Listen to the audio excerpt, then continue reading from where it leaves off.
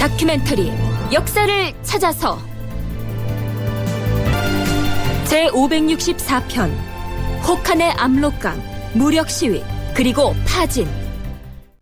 우리는 지금 성종 10년 서기론 1479년에 있었던 조선군의 서북면 출정에 관해서 탐색하고 있습니다. 지난 시간에 출병하기까지의 과정을 소개했습니다만, 이때의 조선은 순전히 명나라의 요구에 따라서 서북면의 여진정벌에 나섰던 것이죠. 그해 윤 10월에 우찬성 어유소가 일단 한양 도성을 떠나서 북쪽으로 출발을 했는데요.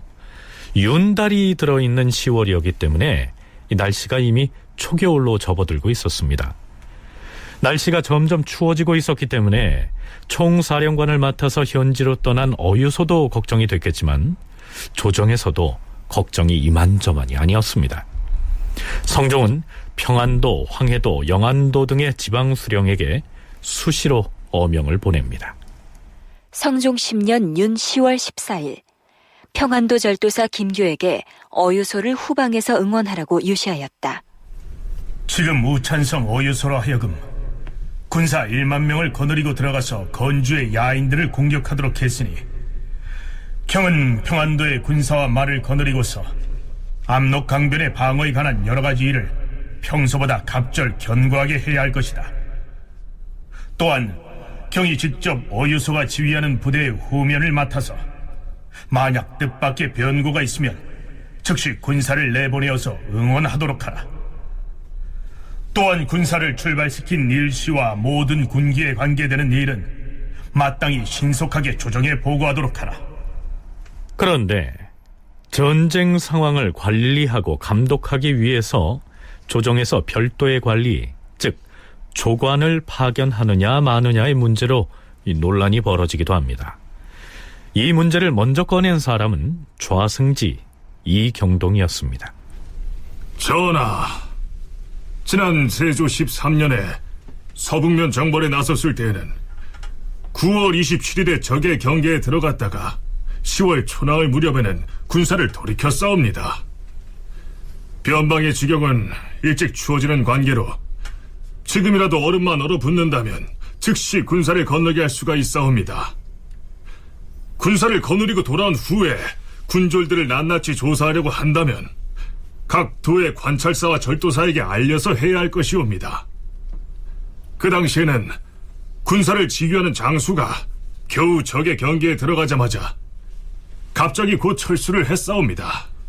장수가 군사를 이끌고 철수를 해버리면 군졸들 중에 누가 죽고 살았는지, 적진에 가서 전공을 세웠는지, 아니면 싸우지도 않고 그냥 돌아와서 허위로 보고를 하는지, 그런 것들을 파악하기가 어렵다, 이 말인가?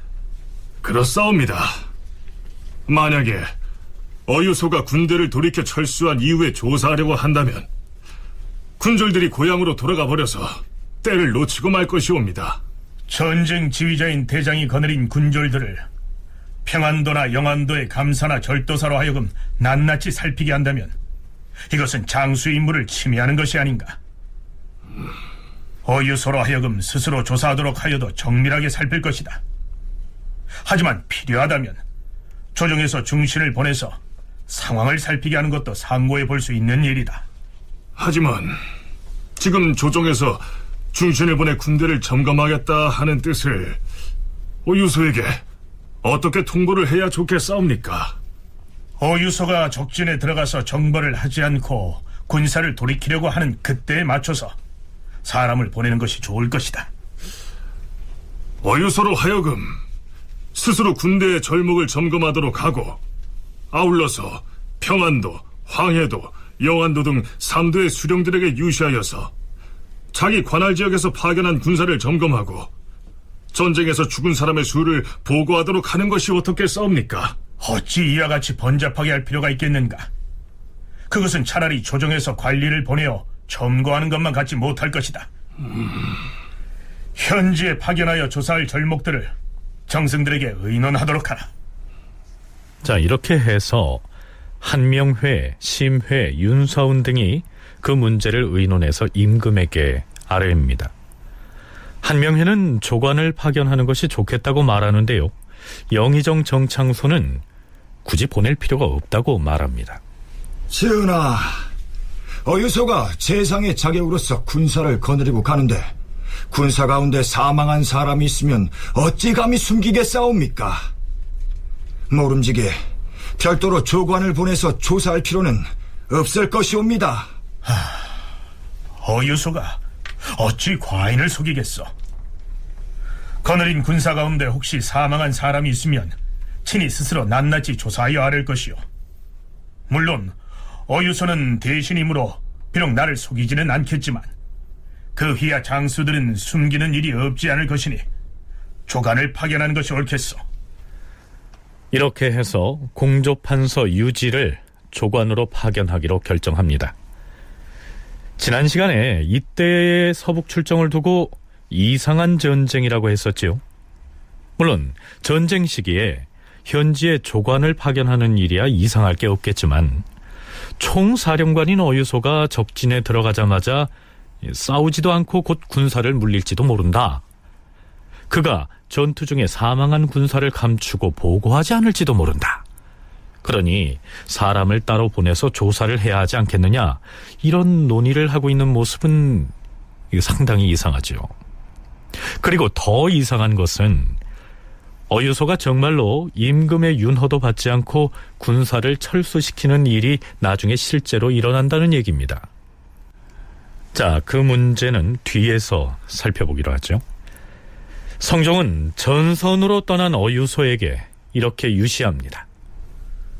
지금 날씨가 매우 추우니 강에 얼음이 얼었을 것이므로 상상컨대 군대가 건너는 것은 어렵지 않을 것이다. 다만 생각하건대 군사들이 먼 변방의 들판에서 지낼 터이니 어찌 추위에 떨고 굶주리는 사람이 없겠는가. 쌓인 눈에 정강이가 빠지고 단단한 얼음이 수염에 달려있을 터이니 전쟁터에 나가는 군사의 노고는 예로부터 본래 그러한 것이다. 과인은 궁중에 깊이 안주하고 있지만은 날씨가 추운 때를 만날 때마다 늘 서쪽을 돌아보고서 걱정을 하지 않은 적이 없었도다. 경은 명령을 받아 장수가 되었으니 마땅히 위세와 무력을 휘날려야 하겠지만 군사를 잘 보살피고 통솔하여야 할 것이다. 그리고 며칠 뒤에는 또다시 이러한 내용의 유시를 합니다. 지금 날씨가 매우 춥고 또 이달 20일은 절기상 대설이니 변방에는 눈 내리는 것이 더욱 심할 것이므로 군사들을 생각하면 과인은 몹시 슬퍼지도다. 가능한 것을 보면 전진하고 어려운 것을 보면 후퇴하는 것은 훌륭한 장수가 선택할 수 있는 일이다. 경은 삼군의 목숨을 맡은 장수가 되었으니 위태함을 무릅쓰고 험한 곳으로 들어가서 병졸들을 상하게 하는 일이 없어야 할 것이다. 군대가 만전한 곳으로 나가는 것이 과인의 본뜻이니 경은 3번 생각하여 상황을 잘 살펴서 헤아리고 경솔히 전진하지 말며 오랫동안 머물지도 말아서 우리의 사졸들을 보존하라. 전쟁에 군사를 내보낸 임금이라면 어떻게든 용감하게 싸워서 적을 물리치고 큰 공을 세우고 개선하라, 이렇게 독려해야 정상일 텐데요. 성종은 그저 군사들이 안 다치고 안전하게 돌아오는 것이 자신의 본뜻이라고 털어놓고 있습니다. 서강대 기승범 교수는 자신의 저서 중종의 시대에서 이때의 서북정벌의 성격을 이렇게 기술하고 있습니다. 성종은 원종군 사령군에게 섣불리 공격해 들어가지 말 것과 명군이 토벌하고 지나간 다음에 살며시 들어가 포로를 잡는 것이 상책이라고 말했다. 처음부터 이 원정의 목적을 건주 여진에 대한 적극적인 공격에 두지 않고 여진인 포로 몇 명만 붙잡아 북경에 보내는 데에 둔 것이다. 그렇다면 과연 총사령관인 어유소는 이러한 성종의 뜻에 부응했을까요? 그런데 성종실록의 전쟁 관련 기사는 10월 윤달이 지나고 동짓달 14흔날로 건너뛰더니 조선 조정의 분위기가 긴박하게 돌아가고 있음을 보여줍니다. 주상전하! 신중거이옵니다. 아니, 그대는 어유소와 함께 출전했던 종사관이 아닌가? 헌데 서북면의 전장에 있어야 할 종사관이 무슨 일로 이렇게 급히 달려왔는가? 어유소 대장의 파진 계본을 가지고 급히 달려왔사옵니다. 뭐라? 어유소 대장이 파진을 하였다고 했는가? 그렇사옵니다, 전하. 형세가 어렵다면 파진을 하는 것도 가한 일일 것이다. 자, 이 무슨 말일까요? 여기에서 언급한 파진의 파는 예를 들어서 노동조합이 파업한다라고 할 때 쓰는 바로 그 그만둘 파자입니다. 싸우기 위해서 결성했던 군사의 진영을 파한다는 것은 곧 전쟁을 포기하고 철수해서 군대를 해산하거나 병사들을 집으로 돌려보냈다, 이런 의미가 됩니다.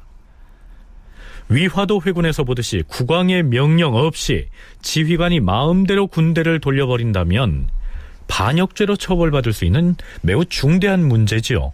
그런데 이 소식을 들은 성종의 반응이 뜻밖입니다. 상황이 어려우면 파진을 할 수도 있을 것이다, 이렇게 맞장구를 치고 있는 것입니다. 진주교대 윤정 교수의 얘기입니다. 대외 정벌을 하러 가는 군대가 명령에 의하지 않고 파진하고 행군을 멈추거나 이러한 과정들은 군대의 기강이라는 차원에서 보면 굉장히 커다랗게 오해될 수도 있고 당연히 처벌돼야 될 수 있는 측면이 있습니다. 특히 대외 관계로 명나라의 연합 정벌의 성격이 띠기 때문에 이거는 외교적으로도 굉장히 큰 문제인데, 국왕의 명령을 직접 받아서 군대를 이끌고 간 장군이 이런 명령을 자의적으로 내렸다라고 한다면 당연히 후대의 기사에서 그것에 대한 처벌 문제 논의가 있는 것이 정상적입니다. 근데 그렇게 크게 조정의 문제가 확대되지 않은 걸로 보면 이 문제는 상당히 성종이 정벌을 명령하기는 했지만 이것이 대단한 전쟁을 의도하지 않았음을 외려 사후적으로 증명하는 것이 아닌가 합니다. 그렇다면 어유소가 군대를 돌려 세운 연유가 무엇인지 들어보시죠. 신등이 만포로부터 장차 적의 경계로 들어가려고 하였사온데 얼음이 굳게 얼어붙지 아니하여 그 두께가 겨우 3치 정도이므로 말을 타고 건너갈 수가 없었사옵니다. 한 곳에 물이 느리게 흐르는 데가 있어서 얼음이 조금 두꺼운가 하고 가보았사오나 양쪽 언덕이 매우 가파르고 겨우 한 명의 기병만이 지날 수 있을 정도로 통로가 매우 좁았으므로 군대가 이동할 수는 없었사옵니다. 하면 여진족의 움직임은 정탐을 해보았는가? 예, 전하. 전날에 여진족 진영으로 몰래 파견했던 척후병이 와서 말하기를 야인들이 우리나라에서 왕래하는 길목에다 나무를 베어서 견고하게 목책을 만들고 거기에 군사를 배치하여 방비하고 있다, 이렇게 보고를 했사옵니다. 또한 도망쳐온 중국인도 똑같은 말을 하였사옵니다. 그리하여 강을 건너는 것을 포기하고 파진을 결정했던 것이옵니다. 야인의 소굴로 들어가는 다른 길은 없는 것인가? 적유령을 통하여 가는 길로 행군을 해보았사오나 그 길 역시 본래 좁을 뿐만이 아니라 얼음과 눈까지 겹쳐서 겨우 한 명의 기병만이 통행할 수 있었사옵니다. 우리 군대가 적유령 고개로 넘어가는 데에는 사나흘씩이나 걸리는 관계로 사람과 말이 굶주려서 곧 죽을 지경이 되었사옵니다. 또한 군인들의 옷이 얇아 추위를 견뎌내기가 힘들었사옵니다. 전하, 만약 적의 소굴까지 들어갔더라면 많은 군사가 죽었을 것이옵니다. 서울에서 현재 우리 군사가 있는 곳까지는 얼마나 걸리는가? 신이 밤새도록 걸어서 엿새 만에 서울에 도착하였사오니 빨리 걷는다 해도 7일의 노정이 될 것이옵니다. 얼음이 일찍 얼어붙지 않았다는 말인가? 일찍이 장송군수를 지낸 사람에게 물어보니 그곳에 얼음이 얼어붙는 것은 한강과 시기가 비슷하다 하였사옵니다. 한겨울에 이 지역을 공격하는 것이 얼마나 무모한 일인가에 대해서 정확하게 파악을 못한 때문이라고 생각이 되죠. 세종이 이제 최은덕을 시켜가지고 이 같은 지역 파저강 유역 동역이라고 부르는 지금의 지안 지역, 고구려 때 국내성 지역, 이 지역에 건주의 여진 세력을 공격을 할 때 그때는 봄을 지나서 초여름 들어가는 그 시점이었죠. 그것을 계기로 해서 이제 드디어 사군 개척이 시작이 되는데요. 실제로 이제 그 여진족을 공격을 해서 가장 큰 성과를 얻었던, 또 병력도 이제 가장 많이 동원을 했던 그런 사례에 해당이 될 텐데요. 자, 성신여대 오종록 교수의 얘기를 들어봤는데요. 그렇다고 해서 어유소의 군대가 싸워보지도 않고 슬그머니 돌아와 버린다면 합동작전을 요구했던 명나라 쪽에 뭐라고 설명할 것인지 이 조선 조정으로서는 참으로 난감한 처지에 몰리겠지요. 성종은 파진 문제에 대한 논의를 위해서 편전회의를 하기에 앞서서 일단 한명회를 만나서 의견을 나눕니다. 한명회는 자신이 명나라 사정에 밝은 통역관 최유강을 만난 이야기부터 꺼냅니다. 주상 전하, 신이 어제 통사 최유강을 만나서 서정에 관하여 물었사온데 그로부터 들은 바에 따르면 명나라의 왕직이 거느린 군사가 매우 많다고 하였사오며 1만 5천 마리의 소를 동원하여 군량을 운반한 것으로 보아 장기전을 계획하고 있는 것이 틀림없다고 하였사옵니다. 또한 명나라 군사는 산에 올라가서 숨어있는 야인들이 저절로 죽기를 기다린 연후에야 돌아오려고 한다고 하였사옵니다. 과연 이 말과 같다면 반드시 한 달 이상을 머물러 진을 치고 있을 것인데 우리나라 군대가 강의 얼음이 단단히 얼지 않아서 파진했다고 보고한다면 그들은 신뢰하지 아니할 것이옵니다. 허나 어유소의 군대가 파진하여 해산해버렸는데 어찌하면 좋다는 말이오?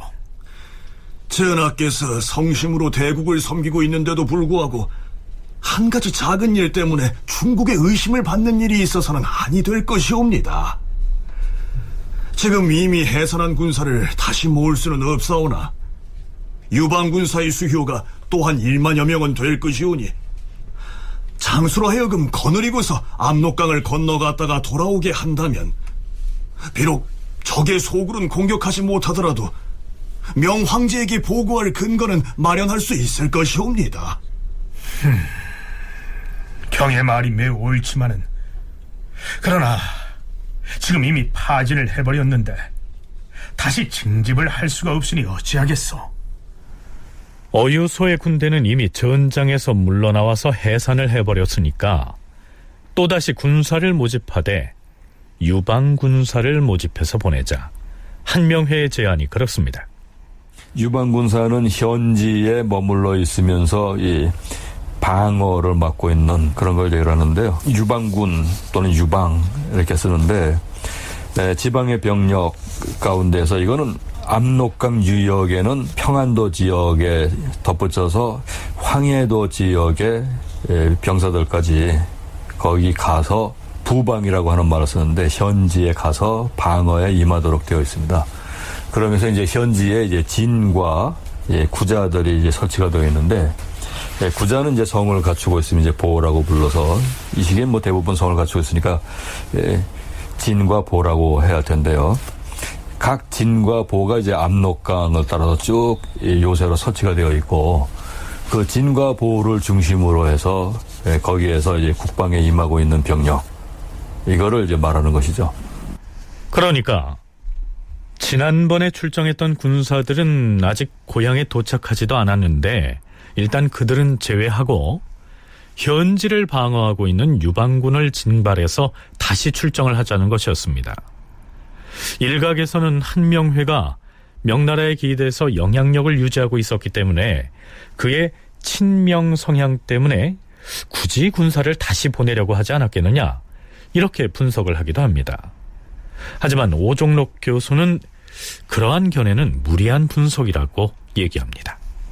한명회가 꼭 친명 성향이 있다라고까지 얘기하기는 어려운데 하여튼 뭐 한명회 집안에서 그 전에 그러니까 일종의 공녀식으로 여자가 명나라 황실에 들어가지고 그러면서 그것을 바탕으로 해서 말하자면 좀 더 조선 왕실에서 이익을 누렸다고 해야 되나요? 뭐 그렇게 설명을 할 수 있을지는 몰라도 이미 그거는 세종 초엽까지의 일이라고 봐야 될 텐데 뭐 한명의 당대에서는 이제 그렇게 얘기하기는 어려울 것 같습니다. 자, 그렇다면 이 사태에 대한 해결책을 어떻게 마련하는지 살펴보기로 할까요? 자, 우선 승지들과의 대화 내용을 들어보죠. 도승지가 말해보라. 예, 전하. 한명의 말과 같이 비록 적의 소굴에까지 들어가지 않더라도 명나라 쪽에 일단 강을 건너갔다가 돌아오는 모습이라도 보여주는 것이 해롭지는 않을 것이옵니다. 다른 승지들도 말해보라. 하오나 전하, 이미 파진한 군사를 다시 징집하여 재차 큰일을 일으키는 것은 매우 합당하지 못하옵니다. 지금 날씨가 매우 춥고 쌓인 눈이 귀를 막고 있으며 들판에는 푸른 풀이 없어서 말을 먹이는 것도 어렵게 됐사오니 신은 결단코 다시 군사를 일으켜서는 아니 된다 여기옵니다. 강에 얼음이 얼어붙지 않았으므로 군사를 움직일 수 없었다, 이렇게 명나라에 보고하면 될 것으로 사료되옵니다. 승지들도 이렇게 의견이 엇갈립니다. 드디어 정승들과 대간이 한자리에 모여서 이 문제를 두고 난상 토론을 벌입니다. 신, 영의정 정찬손이 아래옵니다. 신의 생각으론 한명의 말이 옳사옵니다. 신이 되풀이해서 생각해보건대 어유소가 이끄는 우리 군사가 강을 건너지 않고 돌아와 버렸으니 아무리 강의 얼음이 얼어붙지 않았기 때문에 포기하고 돌아왔다, 이렇게 주문을 적어 보낸다 한들 중국에서 어찌 이 말을 믿겠사옵니까? 우리나라가 속인다고 여길 것이옵니다. 하오니 적진 깊이 들어가 토벌은 못하더라도 일단 다시 한번 군사를 거느리고 강을 건너가서 무력 시위를 드날리고 돌아온다면 우리에게 근거가 생기는 것이옵니다. 전하, 우리나라가 평상시에 지성으로 중국을 섬겨왔는데 지금 이 일로서 책방을 당한다면 천만의 정성은 흔적도 없이 사라질 것이옵니다. 적지에 깊숙이 들어가 토벌하는 것은 형세가 어렵겠지만은 일단 압록강을 건너갔다가 돌아오는 것이 좋겠사옵니다. 신 윤필상 아뢰옵니다.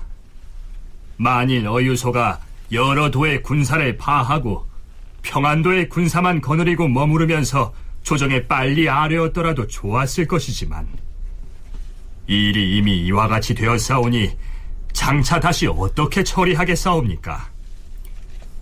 비록 이미 파한 군사를 다시 징집할 수는 없더라도 만약 유방 군사를 거느리고 강을 건너 들어가서 무력 시위를 하고 돌아온다면 중국은 우리나라에서 군사를 내보낸 것을 알게 될 것이고 우리나라에서 보고하는 주문의 말도 믿게 될 것이옵니다. 신 노사신이 아래옵니다. 지금은 이미 군사를 파하였으므로 다시 징집할 수는 없는 일이옵니다. 유방 군사는 대부분 날랜 병졸이 아니옵니다. 하운데 그 나약한 군사를 거느리고 그 험준한 곳으로 깊이 들어갔다가 자칫 분노한 여진 병졸과 전투를 하게 된다면 크게 화를 당할 수도 있사옵니다. 만약 우리나라에서 전혀 군사를 추동시키지도 않고 강이 얼어붙지 않았다고 핑계를 댄다면 잘못이 우리에게 있으나 우리 대군이 이미 한번 나가서 강가에 주둔한 바가 있었기 때문에 강물에 얼음이 얼지 않았다고 명나라 황제에게 주문한다면 이것은 의리를 해치는 일이 아니옵니다. 이렇게 했는데도 중국에서 믿지 않는다면 우리로서는 어찌할 수 없는 일이옵니다. 괜히 고의로 군대를 보내 무력 시위를 하고 들어와서 이에 의거하여 황제에게 주문을 작성하여 올렸다가 만약에 의심을 받게 되면 오히려 명나라와의 관계가 어긋날 것이옵니다. 애당초 유방군을 동원해서 압록강을 일단 한번 건너갔다 오는 식으로 이 명나라의 무력 시위를 하는 모습을 보여주자는 아이디어는 한명회가 냈던 것인데요. 그 때문인지 김국광, 정창선 등의 훈구 대신들은 한명회의 의견에 동조를 하고 나섭니다. 산에 올라가 숨어있는 여진족은 저절로 죽기를, 즉 굶어서 죽을 것을 기다린 뒤에 돌아오려고 한다는 말도 있다 라고 보고를 했기 때문에 지금이라도 이 명에서 요구한 원고를 보내야지만 이 명과의 관계에서 문제가 없이 원만하게 진행이 될 수 있다 하는 의견을 내놓은 거죠. 그러면서 압록강변에서 거기 머물면서 국방에 임하고 있는 군사의 숫자가 만여 명 될 것이니까 그 가운데서 일부를 뽑아가지고 일단 압록강 넘어갔다가 오도록 그렇게 시키자 하는 얘기를 하고 있는데, 이거는 조선의 피해를 최소화시키면서 명이 요구한 것을 어느 정도 들어주는 그런 수단을 강구한 것이라고 볼 수가 있죠. 자, 이제 성종의 결단이 남았습니다. 그는 우선 이렇게 말합니다. 차라리 백성을 위하여 과인이 중국의 책망을 받는 편이 낫겠으니 우선 압록강을 건너가서 무력 시위를 하고 오는 방안에 대해서는 의논을 정지하라. 그리고 주문사가 가지고 갈 사목을 미리 마련하도록 하라. 여기에서 주문사란 중국과의 사이에 외교적으로 알려야 할 일이 있을 때 임시로 파견했던 비정기적인 사신을 일컫습니다.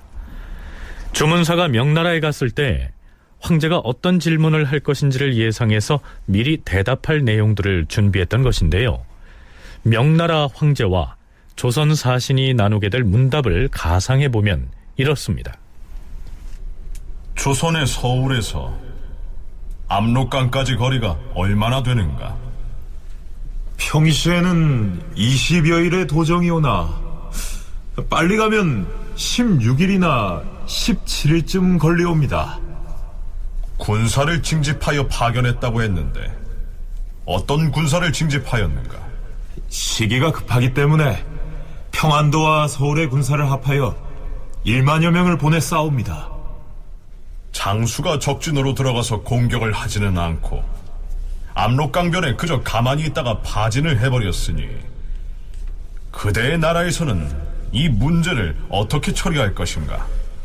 저희 사신단이 떠나올 때는 전선에 나갔던 장수가 돌아와서 보고를 하기 이전이었기 때문에 그 내용에 대해서는 잘 모르옵니다. 강이 얼어붙지 않았다면 어찌하여 배나 부교 등을 만들어서 사용하지 않았는가? 강 양쪽 언덕에 얼음이 얼어 있으므로 배를 사용하기가 어려웠사오며 부교는 우리나라에서 본래부터 만드는 법을 알지 못하옵니다. 자, 이렇게 변명할 계획을 미리 세우기는 했는데요. 성종이 생각하기에 아무래도 이런 식의 대응은 좀 구차스럽고 또한 명나라를 설득하기에는 많이 모자란다고 여겼던 모양입니다. 성종 10년 11월 19일에 경연장의 모습에서 오간 얘기들을 들어보시죠. 경연장에서 강하기를 마치자 대사관 박안성이 다시 서정에 나가는 것은 적당하지 못하다고 아뢰었다. 그러자 임금이 말하였다. 우리 군대가 겨우 압록강에 이르자마자 돌아와서 즉시 군대를 파하여 해산을 해버렸으니 중국에서는 어찌 변방의 장수가 제 마음대로 군대를 파하고 돌아온 줄을 알겠는가? 나라에서 시킨 것으로 짐작할 것이다. 비록 주문을 그럴듯하게 써보낸다 하여도 중국 조정에서 마땅히 우리를 책망할 것이다. 중국 조정에서 여태까지 우리나라를 가까이 하고 신임하여 왔는데 지금 황제의 칙서를 따르지 아니하면 반드시 의심을 품어서 사신을 책망할 것이니 장차 무슨 말로서 대답하겠는가? 그러자 박안성이 아뢰었다. 전하, 평안도의 백성들은 한 사람도 속옷을 입은 이가 없는 실정이옵니다. 그런데도 전하께서는 중국의 신임을 잃는 일만을 중시하여 야윈 병졸들을 강제로 내보내어 눈보라를 무릅쓰고서 정벌에 나가게 하시니 이는 매우 온당하지 못한 일이옵니다. 이처럼 지독한 추위와 눈이 쌓인 형세에 적진에 들어가서 공격하기는 어렵사옵니다. 이러한 사정을 중국 조정에 아뢰어 보고하고 내년 봄을 기다려 군사를 다시 일으키는 것이 좋을 것이옵니다. 과인은 이미 대신들과 더불어 의논을 마치고 다시 군사를 보내기로 정한 것이니 어찌 그대들 한두 신하의 말을 듣고서 중재하겠는가? 전하, 평안도의 백성들을 생각하시옵소서. 이들은 본래부터 모두 피로하고 쇠약하므로 이 추위에 정벌에 나가기는 어려울 것이옵니다. 세종 때에도 중국에서 일찍이 원병을 청했으나 세종께서 따르지 않았사옵니다. 어찌 군사를 재차 일으킬 필요가 있겠사옵니까? 결정을 바꾸지 아니하겠으니 이만 그치라. 이렇게 해서 애당초 군사를 이끌고 출정했던 어유소가 아직 돌아오지도 않았는데 새로운 군사를 또 뽑아서 출정하겠다는 방침을 세우게 됩니다. 이번에 군사 지휘권을 부여받아서 도원수로 임명된 사람은 좌의정 윤필상입니다. 오종록, 윤정 두 교수의 얘기를 차례로 들어보시죠. 이렇게 한겨울에 군대를 동원했을 때 어떤 어려움이 있을 것이냐 하는 거에 대해서 정확하게 이제 파악을 하지 못했기 때문에 아마 성종이 그런 결정을 내렸다고도 볼 수는 있는데, 그렇지만 한편으로는 이제 한명회가 세운 계책이나 이런 것들, 또 그 뒤에 실제로 조선 군대가 강을 건너가서 이룬 성과, 이것을 가지고 보면은 이거는 명예에 대해서 희생을 최소화시키면서 조선이 군사적인 후원을 한 것으로 결론을 내릴 수가 있습니다. 그러니까 성종의 경우에는 그런 이제 한명의 생각이나 이런 것들을 들어보고 그런 대로 합리적으로 판단을 해서 내린 결론이라고 볼 수는 있습니다. 본격적인 전쟁을 하기 전에 파진을 해버리고 거기에 새롭게 전쟁을 시작하는 게 아니라 또 군대를 동원하고, 상당히 지금 조선 내에서는 군대를 동원하는 모습들을 굉장히 열심히 보이고 있고 모든 사람들이 보기에 다 그런 상황으로 만들고 있는 거죠. 지금 전쟁을 외려 그 전쟁에서 장수를 바꿔서 계속 전쟁을 시행할 수도 있는 상황에서 추가의 병역을 뽑아서 보낸다라는 거는 성동벽서처럼 마치 계속 우리는 전쟁을 할 거다라는 무력 시위 쪽에 가깝지 않은가. 그리고 이런 거는 당연히 실록에는 기록이 그렇게 상소했다고 나오지만 실록은 정리된 기록이기 때문에 당연히 미리 공감이 있지 않는다면 있기 어려운 정책이지 않은가라고 생각이 듭니다. 네, 두 전공학자 중에서 윤정 교수는 순전히 한명회가 개인적으로 상소한 것을 성종이 받아들여서 이 두 번째 서정이 이루어진 것처럼 실록에는 올라있지만 실은 그 전에 성종이 한명회를 포함한 대신들과 사전이 충분히 논의를 했을 것이라고 분석을 합니다. 그런데 성종이 제2차 서정의 총사령관으로 좌의정 윤필상을 임명하자 우선 윤필상 본인이 자질 부족을 내세우면서 도원수의 직을 맡지 않겠다고 사양을 합니다. 그럼에도 불구하고 성종이 임명을 강행하자 동지 성균관사 김유가 차자를 올려서 반대합니다. 주상전하, 좌의정 윤필상을 서방정벌의 대장으로 삼았다 하니 신은 이를 매우 위태하게 여기옵니다. 신이 일찍이 세조 때의 명령을 받아 윤자원을 따라서 출병한 적이 있사온데 적의 서굴로 가는 도로는 아주 험한 낭떠러지에다 겹겹이 쌓인 얼음과 눈 때문에 사람과 말이 넘어지는 등 어려움이 한두 가지가 아니옵니다. 하물며 적진 깊이 들어가면 살을 앤 듯이 추위가 매서운데 그런 여건에서 적군과 더불어 싸우는 것이 어찌 누구나 할 수 있는 일이겠사옵니까? 윤필상은 서생 중에서도 가장 약한 사람으로서 평소에 말타기나 활쏘기를 거의 하지 않았으므로 만일에 갑옷을 입고 활을 차면 몸을 움직이지 못할 것이옵니다. 어찌 그러한 사람이 예측할 수 없는 험지에서 말을 부리고 군사를 호령할 수가 있겠습니까? 자, 이 윤필상 본인이 듣기에는 매우 기분이 상할 만한 발언이겠죠. 하지만 성종은 한 번 먹은 결심을 바꾸지 않습니다. 정승들과 의논하여 이미 윤필상을 도원수로 정했으니 다시 고칠 수는 없다. 이렇게 해서 드디어 윤필상이 제2차 서정에 나섭니다. 윤필상이 2차 서정을 위해서 출정한 직후에 드디어 파진의 당사자인 어유소가 도성으로 돌아옵니다. 사서에는 성종 10년 11월 24일 삼도 채찰사 어유소가 와서 복명하였다. 이렇게만 올라있기 때문에 그가 군사를 파하고 돌아와서 성종에게 뭐라고 복명을 했는지 그 자세한 내용은 알 수가 없습니다. 다만 이런 기사가 이어지죠. 임금이 병조에 교지를 내려서 의정부 우찬성 어유소가 서정의 장수로서 병조를 거느리고 압록강가에 도착하였다가 임금의 윤허를 얻지도 않고 제 마음대로 편의에 따라 군대를 파하였으니 그를 추국하여 아뢰라 하였다. 자, 그런데요. 바로 이때를 틈타서 절묘하게도 어유소에 대한 장문의 탄핵 상소문 하나가 올라옵니다. 이 소를 올린 사람이 누구냐 하면 임사홍이었습니다. 임사홍이 누굽니까? 유자광과 함께 조선시대 대표적인 간신일 뿐만 아니라 학자들에 의해서 고변 전문가, 즉 일러바치기를 잘하는 인물로 평판이 자자한 인물이죠. 그런데 이 사람은 그 전에 이른바 흑비 논란의 여파로 유배형을 받고 평안도 의주에서 귀양살이를 하고 있었습니다. 그러니까 그는 죄인 신분으로서 유배지에서 어유소에 대한 탄핵 상소문을 올린 것이죠. 이 시기에 임사홍이 귀양가 있던 유배가 있던 지역이 의주입니다.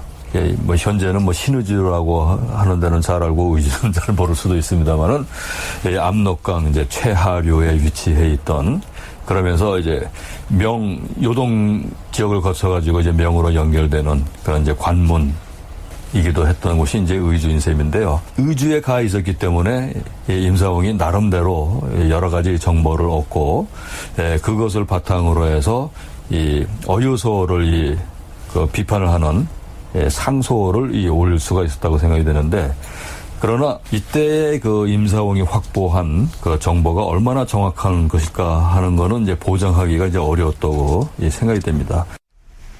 임사홍은 물론 죄를 짓고 유배형에 처해진 상황이었지만 누구나 그가 다시 조정으로 복귀할 것이라고 믿고 있었기 때문에 아마 유배지에서도 그를 따르는 사람들이 많았겠죠.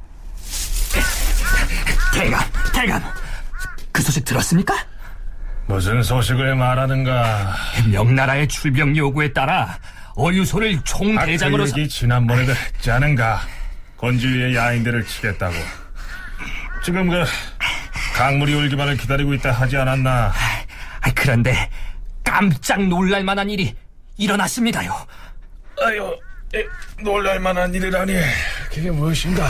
어유소가 악천후를 핑계 삼아서 전하의 윤허도 없이 마음대로 파진을 해서 군사들을 고향으로 돌려보내버렸다고 합니다요. 뭐라? 강을 건너가서 야인들과 한번 싸워보지도 않고 마음대로 파진을 해버려. 전하의 윤허도 받지 않고. 그것이 정녕 사실이었다. 그렇다니까요. 그렇다면 어유소 이자의 소행은 반역행위가 아닌가? 주상한테만 반역인 것이 아니고 중국의 황제에게도 반역을 한 것이야. 이보게, 파준에 이렇게 된 정황을 아는 대로 상세히 알려주게. 그리고 지필목을 가져오게. 탄핵 상소문을 지어야겠어.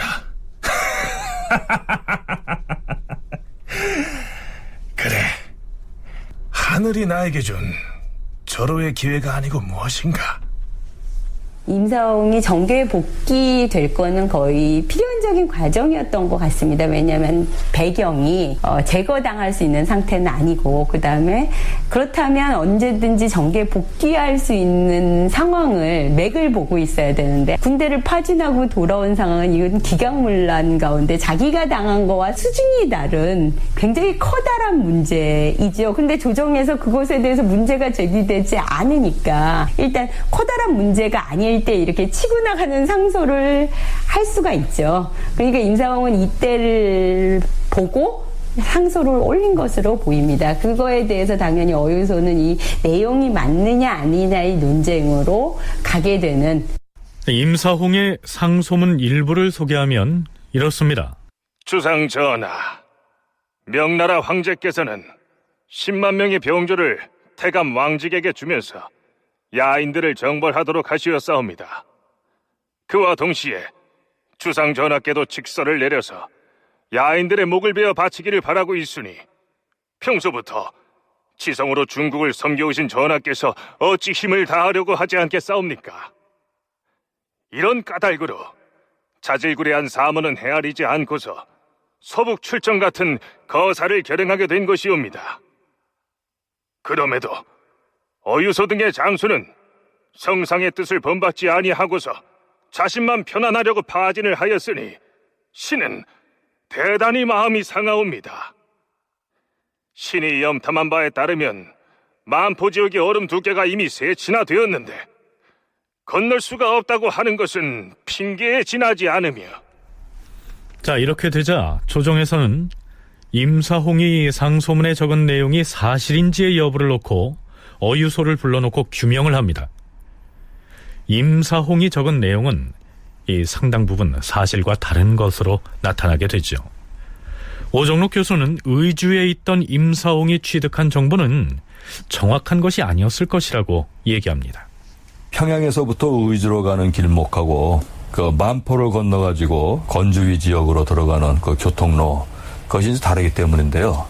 의주로 들어가는 길은 평양에서 안주를 거쳐서 선천 지역을 지나서 그 해안가를 따라 쭉 올라가게 됩니다. 그런데 이 만포 지역으로 올라가는 길은 평양에서 영변을 거쳐서 희천이라고 하는 데로 들어가서 거기서 이 강계로 가은 다음에 다시 강계에서 만포로 나가게 됩니다. 그래서 교통로 자체가 이제 상당한 그 차이가 있기 때문에 의주에서 만포 이쪽 지역에서 벌어지는 일들을 정확하게 정보를 얻기는 어려웠을 것이고, 물론 거기 왕래하는 사람들이 좀 일부 있었겠지만은 잘못된 정보였을 수가 있는 거죠. 처세 달인이었던 임사홍은 돌아가는 상황을 예의주시하고 있다가 이때다 하고 어유소를 탄핵함으로써 이 스스로 유배 상태에서 벗어나는 데 이용했을 것이란 분석입니다. 자, 그렇다면 어유소는 정말 파진을 해야 할 절박한 상황에 몰렸던 것일까요? 성종은 어유소의 죄상을 규명하기 위해서 서북면 원정 때의 종사관으로 따라갔던 조지설을 불러서 따져 묻습니다. 어유소가 어떻게 해서 군대를 파였는가? 이달 초이튿날에 주장인 어유소 대장이 장차 군대를 점검하려고 하였는데 휘하 장수들이 와서 하소연을 했사옵니다.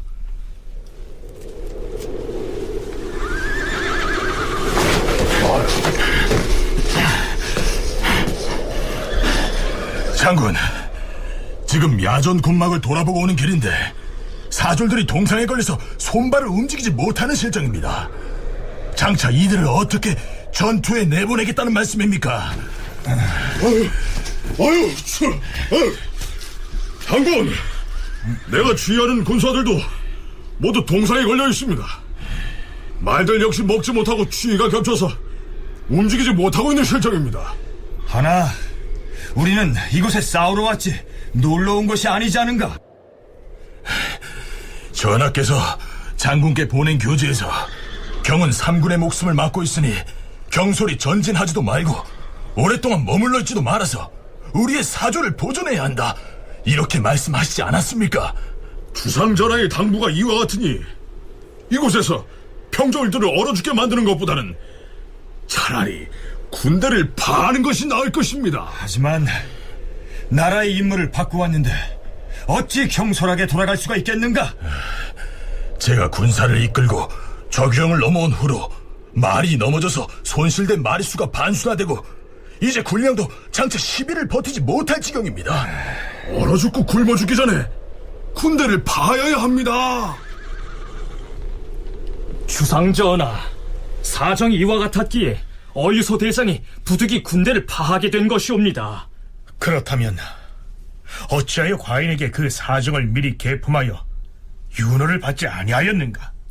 주상전하, 만약에 전하께 계달하고서 군대를 파하려고 하였다면 서울에 왔다가 다시 군용으로 돌아가는 데만도 열흘 이상은 걸릴 터인데, 그리 되면 실이 너무 늦어져서 사람과 말이 추위에 얼고 굶주림이 더욱 심하게 되었을 것이옵니다.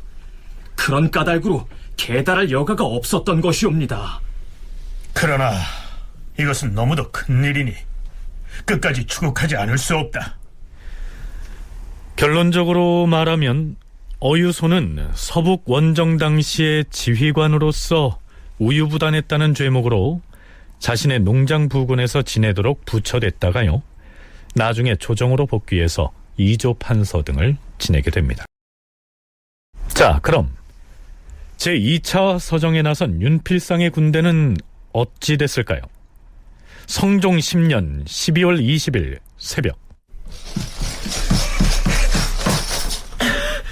주상전하, 승전보를 가지고 왔사옵니다. 사경 무렵이 되었을 때 서정에 나섰던 도원수 윤필상의 종사관 이감이 와서 전쟁에 이겼음을 고하고 포로를 바쳤다. 임금이 승지들과 함께 그를 인견하였다. 도원수 윤필상이 종사관을 보내서 전쟁에서 승리했음을 알렸다는데요. 그렇다면 어느 만큼의 전과를 올렸을까요? 참고로 이 윤필상이 제2차 서정을 할 때 인솔한 군사의 수는 대략 4,000명 미만이었습니다. 자, 이들이 올린 전과가 얼마나 대단한 것이었는지 윤필상의 목소리로 들어보시죠. 전하, 우리 군사들은 초아흐렛 날에 압록강을 건너서 13일에는 적의 소굴에 깊이 들어갔사옵니다. 이돈인, 이숙기, 조간, 이흠석, 이종생, 홍일호 등의 장수가 각기 정예기병 100여 기를 거느리고, 부원수 김교는 유격 전투병 50기를 거느리고, 그리고 신, 윤필상 역시 기병 300명을 거느리고 달려 들어가 공격하여 싸웁니다. 그리하여 적의 머리 15급을 베고 귀 2개를 베고 중궁 여인 7구와 야인 15구를 사로잡고 가축을 쏘아 죽이고 가옥을 불살라 없애싸웁니다. 그 전쟁에서 한 명의 군사도 잃지 않고 돌아왔사옵니다. 자, 실록에서는 이 원정대가 승리했다고 기록하고요, 대단한 전과를 거둔 것처럼 기록하고 있는데요, 이게 조금 우습지 않습니까? 그 많은 비용을 감당하면서 4천여 명의 정예병을 출정시켜서 거둔 전과가 고작 여진족 주민 15명을 죽이고 15명을 생포했고, 또 중국에서 잡혀간 여인 7명을 데리고 나온 것이 전부였습니다. 얼마나 내세울 것이 없었던지 가축을 쏘아 죽이고 이 가옥을 불살랐다는 얘기까지 덧붙이고 있습니다. 더욱 흥미로운 것은 그 보고를 받은 성종이 이렇게 대꾸를 했다는 겁니다. 참으로 기쁘도다.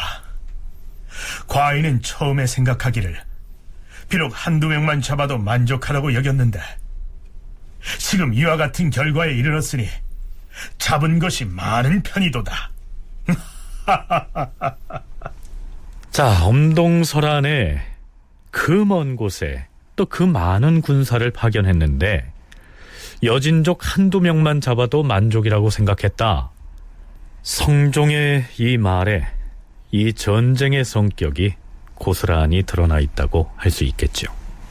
명이 건지위를 공격하면서 대규모 병력과 이제 많은 그 군수 물자를 동원을 했다 하는 걸 놓고 보면은 명이 어떤 큰 비용을 들이면서 공격을 한 것이기 때문에 거기에 대해서 조선이 도외시한다는 것은 참 어려웠습니다. 그런데 그러한 사정에 있을 때에 하여튼 남쪽 지역에서 상당한 규모의 병력을 움직였다 하는 것만으로도 명이 군사활동, 이 작전을 짜고 그 군사들을 움직이고 하는 데는 큰 도움이 될 수가 있는 거죠. 그래서 이러한 점에서 명의 군사작전에 조선이 실질적으로 큰 도움을 주었다고 볼 수가 있기 때문에 조선이 거둔 전과만으로 평가하기는 이제 곤란한 거죠. 그것 이상으로 이 의미와 가치가 있다고 봐야 할 겁니다. 비록 조선의 군사가 여진족과 적극적인 전투를 벌여서 대단한 전과를 올린 것은 아니었지만 명나라에게 조선이 2차례에 걸쳐서 상당한 규모의 병력을 움직이는 모습을 보여줬으니까 대중국 외교의 측면에서도 그 성과가 작지만은 않다. 이런 얘기입니다. 여진족과의 전투를 통해서 거둔 전과로만 그 당시에 서북면 출정의 의미를 규정하려 해서는 안 된다. 오종록 교수의 분석이 그러한데요. 윤정 교수는 이 전쟁의 결과가 조선과 여진족의 관계에서도 일정 부분 의미를 지닌다고 분석합니다. 조선이 더 이상의 적극적인 여진 정벌 정책을 하지 않는다라는 걸 보여줄 수도 있는 측면이 있는 것 같습니다. 그리고 귀화책을 이제 서서히 정리해가고 이제 각각의 여진의 공백 상태를 명나라도 그렇고 조선도 그렇고 용인해가는 측면이 있는 것 같습니다. 그래서 연산군대에는 동청래를 건주 3위에 파견을 했을 때 거기에 있는 추장들이 다 환대를 하고 이런 움직임들이 보입니다. 그러니까 그 이전 단계까지는 명과 조선이 북방을 어디까지 점령하는 것이 문제였다면 성종대 단계에 들어가면 여진을 공존을 인정하는 단계로 점진적으로 전환된 것이 아닌가. 어차피 조선은 앞으로도 계속 북방의 국경지대에서 이 여진족과 어울려 지낼 수밖에 없었습니다. 그런데 만일 이때에 조선이 여진족에 대해서 대대적이고 적극적인 공세를 펴서 많은 인원을 살상하게 됐다면 이 여진족의 원한을 사서 북방 변경 지역에서 여진족과 갈등 상황이 발생할 소지가 많았겠죠. 그렇게 됐다면 서북면의 국경이 매우 불안했을 텐데요. 중국의 청병 요구에도 불구하고 매우 소극적으로 이 전쟁을 수행함으로써 여진족에게도 이 화친의 메시지를 이심전심으로 전달해 준 것, 그 의미가 작지 않다는 얘기입니다.